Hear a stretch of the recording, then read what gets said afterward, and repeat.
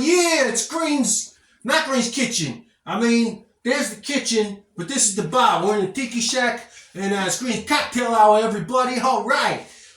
Yeah. So, I want to start making more stuff for you guys because I love you so much. I'm back on the internet doing YouTube stuff because, I kind of can't stand most of the social medias these days or like ever. And but YouTube is kind of like the one cool thing that's still available to people somewhat.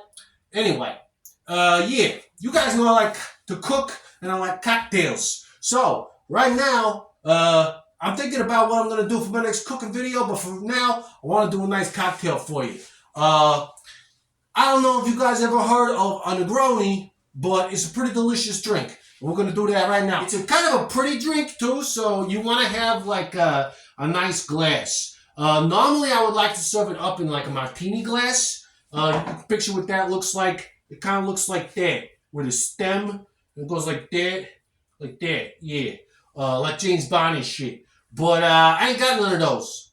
Sorry, but it's real pretty when you make it that way. Either way, I like to shake it, so we're gonna do that, and then put it in this nice thing here, probably over the rocks. I got some nice, fancy, big-ass ice cubes to put in there. So that's going to be fun. We'll do that right now so I can put this back in the fridge, Look at that sucker. Oh, it's huge.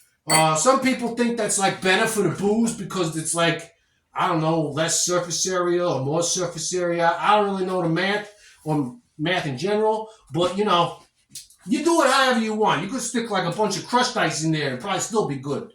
Whatever. All right. So since we're making a shake and drink, we're going to mix it all in this bad boy. And, oh yeah, so this drink is actually a real simple one. You got your gin, you got your vermouth, and you got the secret ingredient, Campari. Campari is like I think it's like a grapefruit liqueur kind of thing.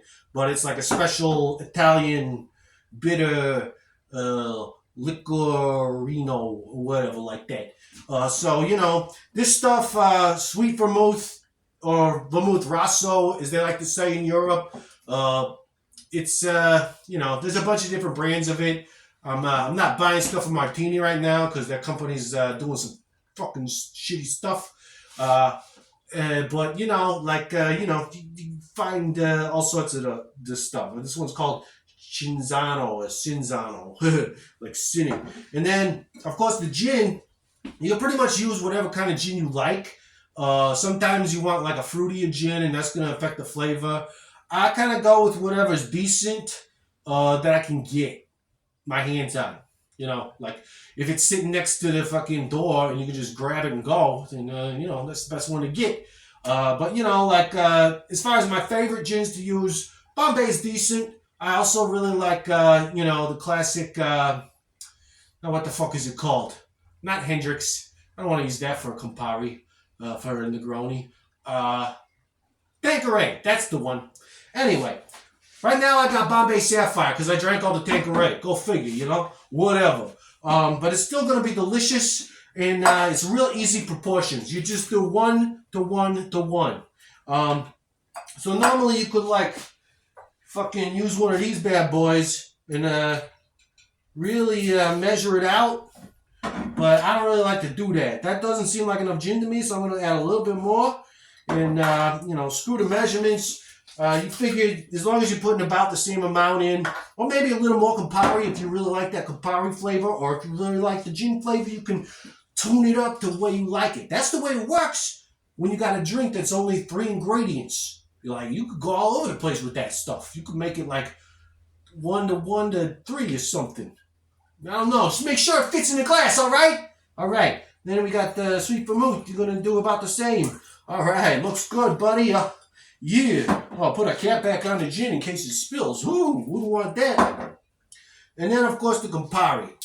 My favorite part, really. I could drink Campari on the rocks, but then it's mostly it's not very strong. I don't even know if it says how strong it is on here.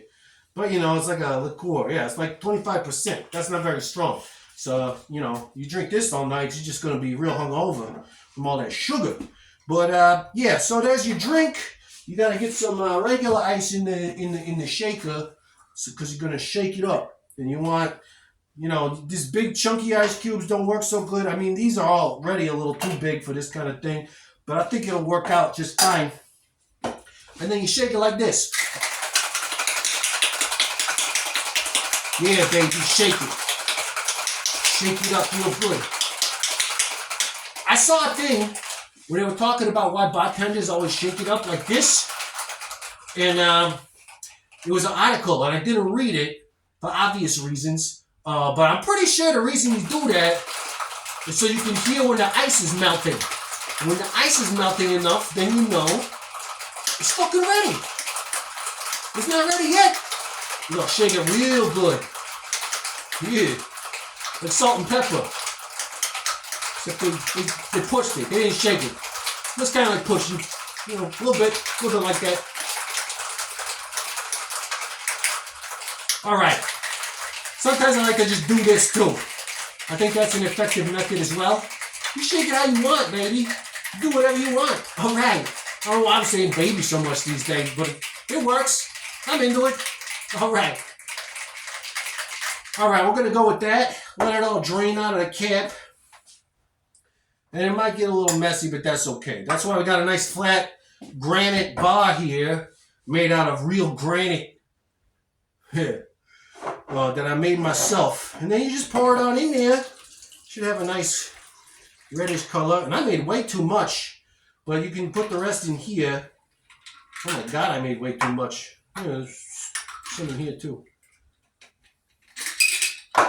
All right, now, I knew somebody once who said they didn't give a shit about garnishes because the drink should taste good whether it looks good or not. And I kind of bought into that at the time, but then I thought, wait a minute, fuck that. Make your drinks look as good as they taste. Because I tell you what, it's like food. If you fucking have an amazing meal, but it looks like shit, like literal poop, you're not going to eat that. You're going to look at it and be like, I bet it tastes amazing, but I'll pass. Give me some French fries, bartender. Or chef, whatever. So, as far as I can tell, best way to garnish a Negroni is with an orange peel. Or maybe a lemon peel. Probably that works too. And you want to get some of the spritz from the orange in there.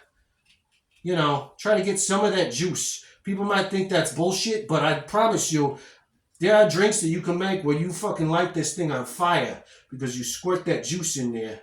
And normally you want to have like a nice twist or something. I don't have the proper tools to do that yet. So, there we go. That's a fucking Negroni.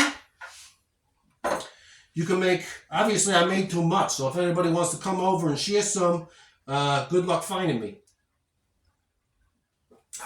Delicious. All right, guys. See you next time. If you want to buy me a pizza, you go on a website or follow the link somewhere around here. I don't know where it's going to be. How about right there? Right there. That's the link. Hopefully it's there. I don't know. I got to do the editing later. We'll see how it goes. Anyway. You want to see what talking to 100 degree? Yeah.